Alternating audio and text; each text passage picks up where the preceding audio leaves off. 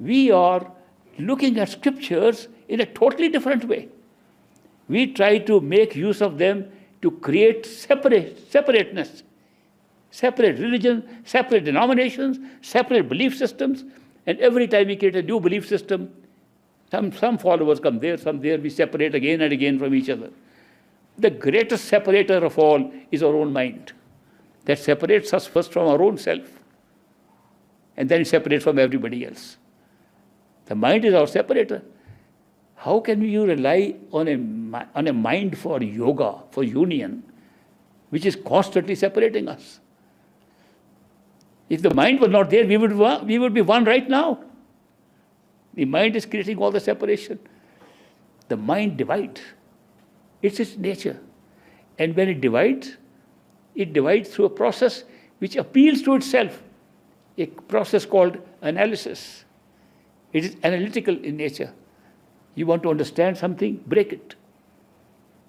Like a little child looks at a toy, wants to know how it works, break and see it, what it is. We want to break concepts, break ideas, break them and see, understand them. Mind cannot understand anything without breaking it. Whereas our own self, our soul, our consciousness tries to see the big picture by uniting. Its system is synthesis, not an analysis. It synthesizes everything and see the big picture. Then we understand it. I've often said, if you have a nice painting and you look at the painting, you feel good. That's a nice painting. You don't say, let me see it for 20 minutes and then I'll say if it's a good painting or not. You have one glance at a good painting. Great. Now supposing you cut that painting into small pieces, 1-inch squares of that painting, and put the whole heap on a table. The whole painting is sitting on the table. Now examine each piece one by one. You never see the painting. You can try 1,000 times. You never see the painting because you have spread them, separated them into pieces.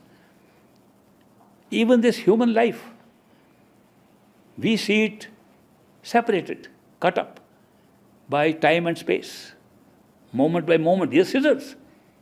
Time and space are scissors, cutting our experience into little pieces. We never see the perfection of life. Supposing you put the whole life together in one instant, you'll see it's perfect. Supposing you see the whole of creation in one glance, it's perfect. See it part by part, it's imperfect.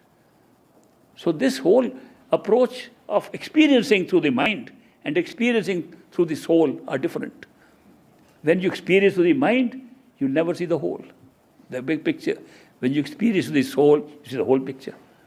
That is why these perfect living masters say, the true spiritual path is one that takes you above the mind. And above the mind, you discover who you are. And after that, you discover you are always part of the totality. You were never separated.